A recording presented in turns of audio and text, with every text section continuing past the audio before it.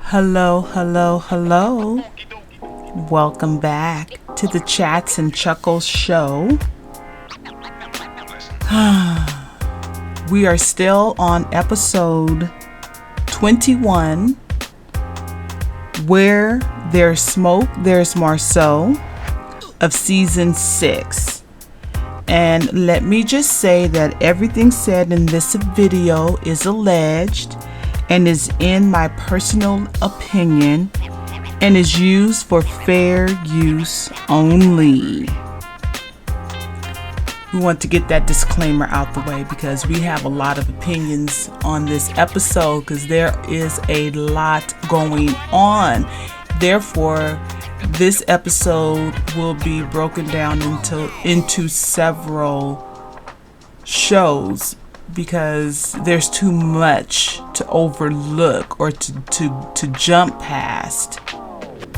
We need to make it clear what we're talking about. So let's get into it.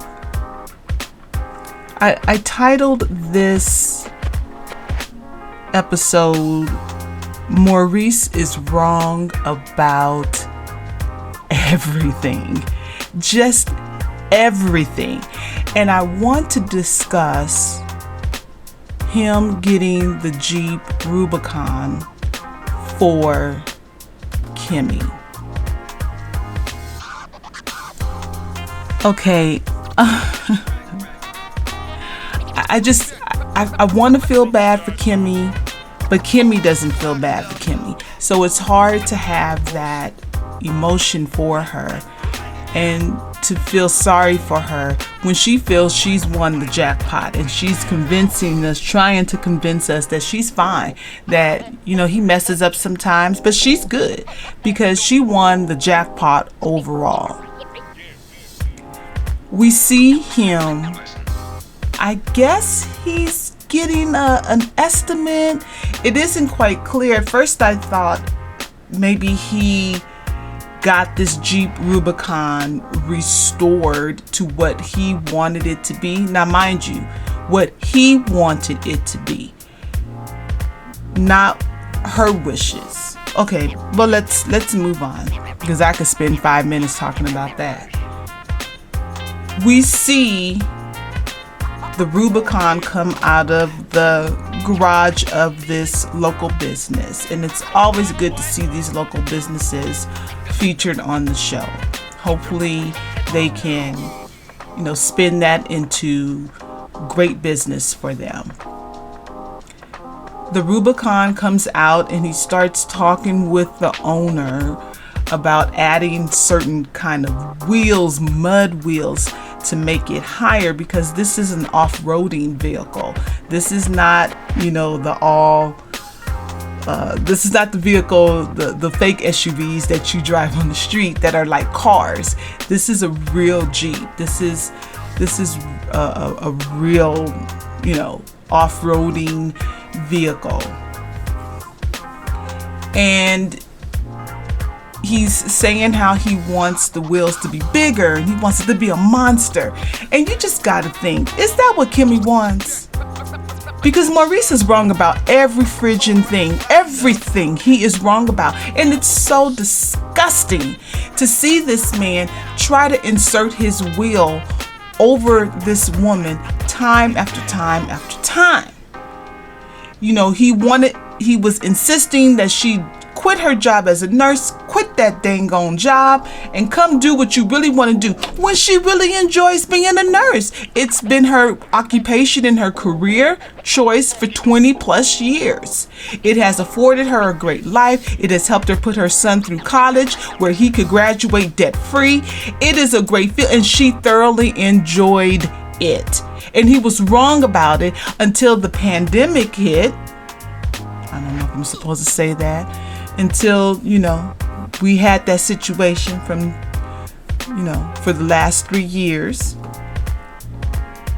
And then he could ride off of the coattails of her being a first responder and all of the kudos that was given to the healthcare community because they were on the front lines. Then he wanted to jump on that bandwagon of her being there. He's wrong at everything, right? He's just absolutely wrong. He wanted to talk her into other cars that he felt were more luxurious, in his words. And you want to just slap him upside the head, because it's not about that. She is a grown woman, and she doesn't feel the need to have to front in what is deemed a luxurious car to show that she has made it. And you can see that this was this ongoing battle that was going back and forth between them. She wanted a particular type of car, an off-roading vehicle, and in his mind, that's not luxurious enough. Get a Maserati. So good for Kimmie on not giving in and just said, well, if I can't get the car that I want, then I'm cool. So he finally gives in because he starts talking about time. And how time, in my words, is fleeting. Time is not a luxury. But then, not soon after that, does he condemn her for not having X with him. And you're just like, oh my God, get it together. But this man, he has no desire to get it together. He comes from a family where the men, because they are men, because they have male parts, think that they are superior and smarter than everyone else around. And it's disgusting to watch. It's disgusting. But he is deciding that he wants to get her his Jeep. Okay, if you want the Jeep, time is fleeting. We've had a serious episode here that has proven that time is not afforded to everyone, and it's not given in longevity increments. So he decides, you know what? I'm going to give you the Jeep, but I'm going to give it to you the way I want to give it to you. I am going to make sure that this Jeep is something that I like. What a selfish a-hole. Just a selfish ass man. And I don't know if y'all was infuriated, but I was infuriated watching this go down. But it gets better, y'all. It gets better. Because once Marsau pulls up, he starts talking about how she wanted this car despite all of his ideas of luxury cars, a Lamborghini. Why would anyone want to drive around in a Lamborghini every single day? It's not a practical car. It's just stupid. It just shows you that these Scott brothers are more interested in looking like they are successful instead of doing the work to be successful. But after she refutes his idea of luxury, she says, I want the Jeep because I want to take, this is a traditional Jeep. So she wants to remove it where the top is off, and she could feel her hair blowing in the wind. And do you know what this big, fat, stanky a-hole said? Well, you don't have any hair. That would be kind of difficult because you don't have any hair. Oh my Lord.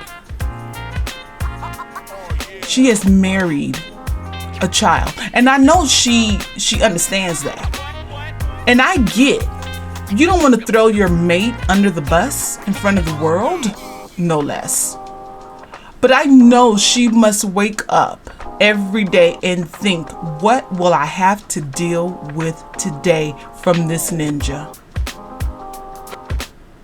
It is hard. It can't be easy. She's already told us in the previous episode from this season when she and Mel were talking in front of Mel, talking with her property preservation students. We already saw them have a conversation where she said her peace is the most disturbed in her own home. That's a damn shame. When you're trying to gear up all of the strength you have to fight a disease that is meant to take you out, that is meant to unalive you, that pulls all, it throws all of the things at you to get you to succumb. You need all of your strength. You need your mindfulness. You need your physical strength. You need everything working for your good to fight this horrible disease.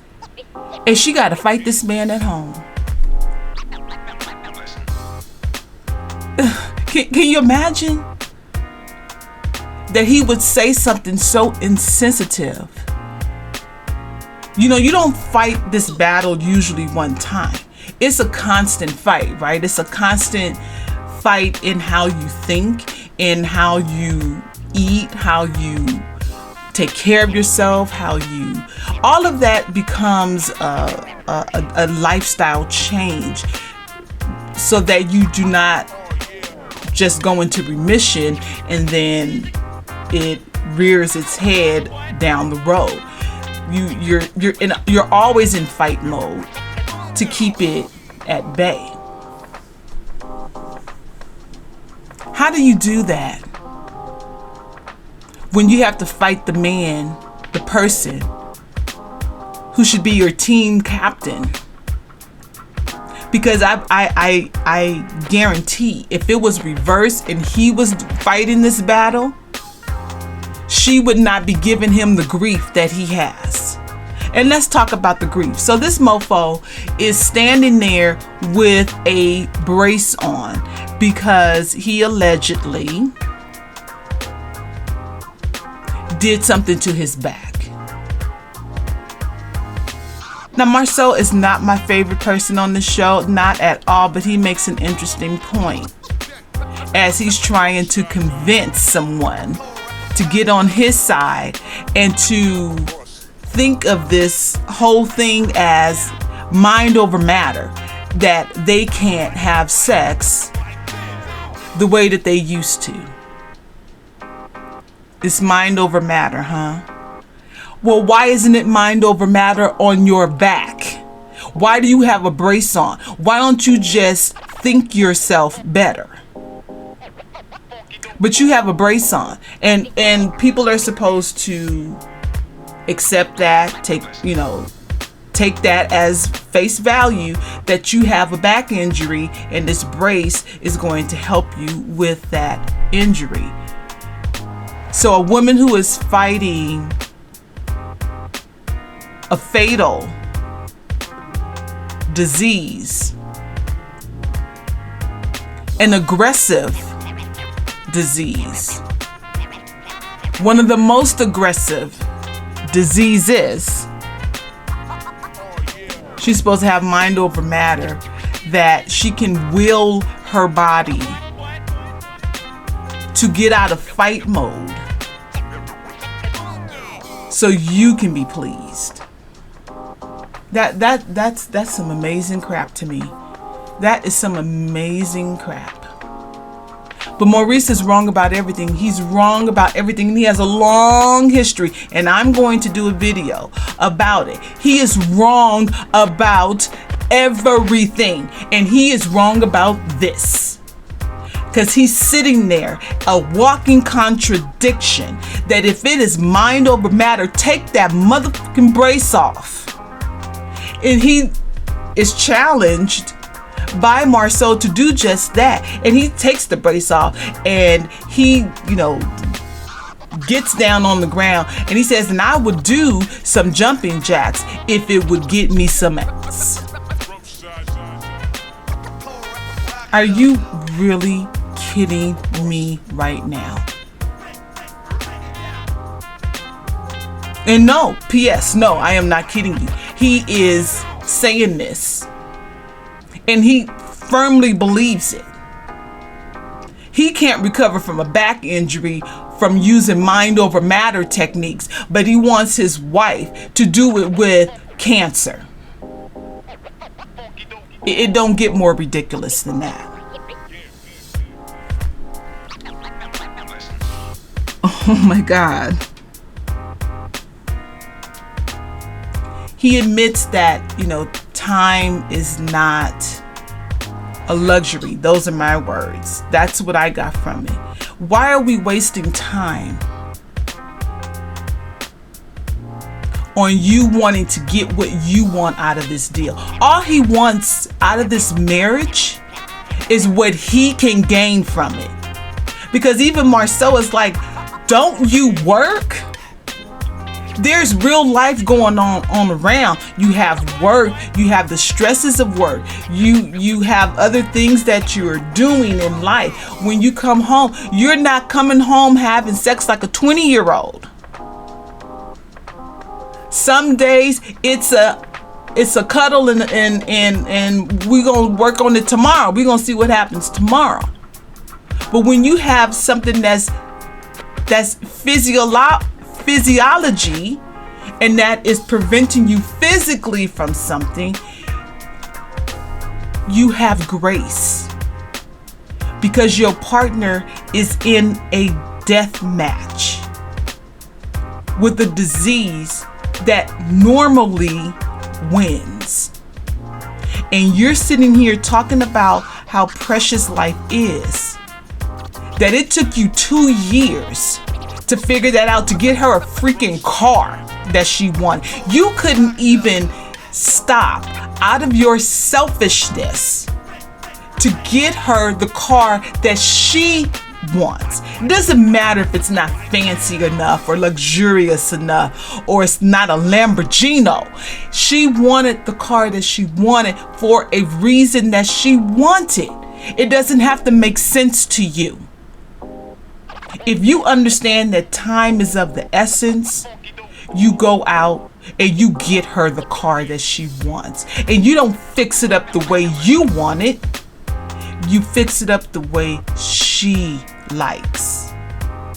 Because that's the least you can do. But it's never, ever about anyone else. He is in this marriage for his benefit. So if I have to give you the freaking Jeep, it's going to be the Jeep that I want, with the mud wheels, and I want it to sit up high. So now she has to climb into this car. She's going to need a ladder to climb into this Jeep. It's ridiculous. So I want to know, what do you guys think? What do you feel about watching? How do you feel when you watch this scene take place with this man who is insisting on having sex multiple times a week, even though she's fighting for her life? This is going to be something she will have to incorporate. She's going to have to incorporate life changes, and it means there's a long road ahead, and turning that corner on certain things will take time. And so your appetite for X will come back when it comes back. And even when she told him, I'm doing it most of the time for you, and she's faking and going through the emotions so you can feel good and feel like you're doing something, he still had a problem. It still wasn't good enough, because in his mind, he wants to be an ex-rock star, which tells me there's Lil D energy there. Because you need to be stroked in your ego on that particular thing. That tells me there's a reason why. Lil D energy, in my opinion.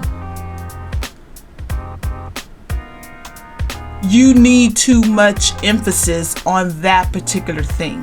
So you need a chorus of you're the best, you're the greatest, you're the greatest. Get out of here. We are grown folks living in a grown people's world. We don't have time to stroke your ego when we're over here trying to stay on this side of the Jordan. It's ridiculous. How do you guys feel about that? How would you feel if 2 years later your husband comes home with the car of your dreams and it's the car of his dreams? How would you feel if you're Kimmie sitting watching this episode back and you're thinking, oh my God, you said that? It's not important for me to have something that I can feel my hair in the wind in because I don't have any right now, and I don't have any right now because of a debilitating disease that is trying to take me out. How do you not run down to the nearest courthouse and say, I am done? How do you not do that? What do you guys think about that? I'm just, every time I see him in a scene, and I know we are all tired of this storyline to begin with. We are all tired of hearing about their ex-life and that it's not there and it's not the same. We are all tired because there must be other stuff going on. But like Marsau asked Maurice, do you have a damn job? Because if you have a job and you are trying to build up this business into a multi-million-dollar business, you are an alleged new attorney, you have a new law firm that you're either building or you're joining, and there are others we don't know because you don't talk about it. We want to know what's going on. Why do you keep redoing your office? Because like I have said in other recordings of mine, when you go back and look at other seasons, the earlier seasons, it starts to build this circle about who these people really are, because they don't show us who they are. Melody is the only one who has been honest about what she was going through, the trauma and all of that of giving your husband a second, third, fourth chance, trying to build something with him, trying to, restore what was once there, seeing that it isn't there, going through the motions, and then eventually, finally saying, I am done. And what that looks like when that person doesn't want you to be done. We have seen Melody be very transparent and raw. We have not seen that from any of these Scots. Now, I get that X is a part of this cancer journey, and women may be unfamiliar with how it does affect other aspects of your life that can then affect your marriage, and we get that. But there's got to be more going on. This can't be all that's going on. Why are they rebuilding this office time and time and time again? I'm going back to my point. We saw in earlier seasons where they were first building out this office space that Maurice was spending too much money. And Kimmie told him, look, I like to stick to the budget. If what we want doesn't fit into the budget, then we don't do it. Because he wanted those gold letters on the wall that did absolutely nothing. That meant absolutely. Have y'all seen them gold letters since? I ain't seen them gold letters. And evidently he spent a pretty penny on them. He spent a pretty penny on the wall. And Kimmie was like, I don't care what it is. If it doesn't fit into the budget, we don't do it. So you mean to tell me now all of that is gone to pot because now you're building a whole new thing? I want to understand why. Show us that. Tell us that.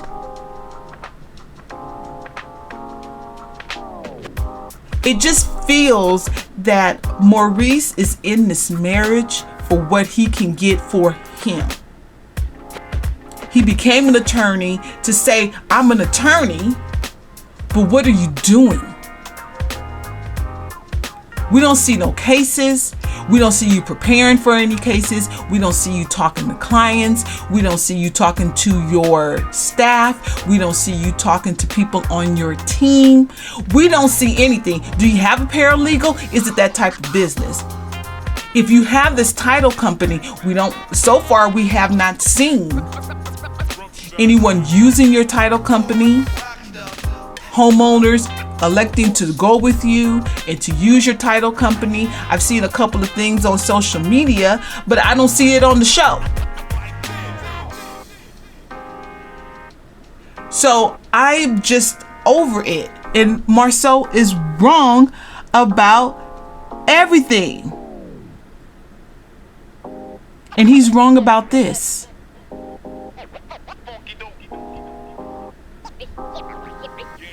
Oh my goodness. But what are your thoughts? Do you see the episode the way I see it? What do you think?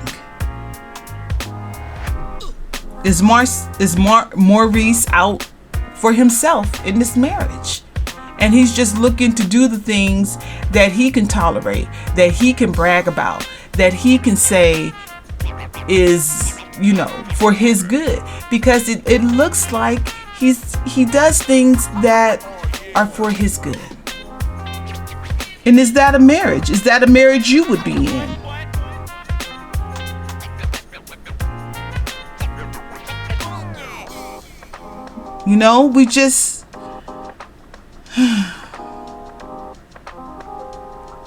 We just see him be so wrong about everything.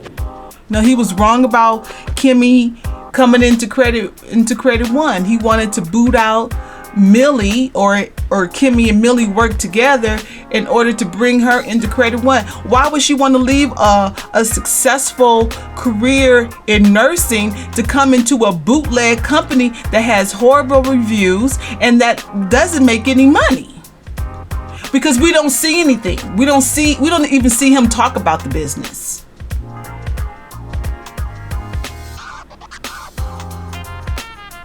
He was wrong about telling Kimmie about giving Kiowa and Zabe a house so that they could move to Huntsville and they could live in this house that we don't know about. We don't never see. We don't see their real estate portfolio of tax lien, dilapidated homes. We don't see that on the show. Why? He was wrong about that because it was not something that Kimmie received well, because that's not something you tell your wife after the fact. You discuss that with your wife to make a decision together, and then you roll out a plan to your ex-wife and her husband, if that is what it ends up being. He's just wrong about everything. Is he also wrong about this? And if that is such a high priority for him to have a certain level of X in the marriage, and he even goes on to say, guys, in this scene, it only takes a few minutes. It don't take that long. So that tells me that, again, you are only doing what's good for you. So you're doing what's good for you. If it only takes a few minutes, it don't always take women a few minutes. We need a little bit more. We need a warm up. He doesn't seem to be into that. And he has said that several times. He said that when they were with Dr. Francis at the retreat. He said, sometimes you just want to get in and get to the finish line. He's not about her. Not even in that aspect. So it's hard. It would not be shocking to me if Kimmie's body is rejecting him, not it. She's rejecting him because you don't take the time to make sure she is good. It's just about you getting in and getting done. And if that's what's happening, she is not getting any benefit out of that. So her body is like, nope, nope, nope, nope. And it won't cooperate. But if she was in a situation where her partner was more loving, more caring, more understanding, and he was actually putting her needs above his own, and if we're a married couple and you put your I put your needs, I prioritize your needs, and you prioritize mine, we're both going to be happy because our needs are being met through each other. But if you're only prioritizing what you want and you don't care about the other person, even if in you're consciously trying to forget about it and move forward and whatnot, your unconscious self is saying, no, that's wrong. And maybe unconsciously, her body is just rejecting him because he's a selfish butthole. But what do you think? Maybe it's me. Maybe it's me. Maybe I am going too hard on this, but I thought that scene was just telling. But what are your thoughts? Let me know in the chat. Let's discuss it. And let's chat about it. Let's chuckle about it if there are some chuckleable moments, because it's kind of sad too, right? But let's talk about it. Please like, share, and subscribe. And I will see you guys on the next episode of Chats and Chuckles. Take care.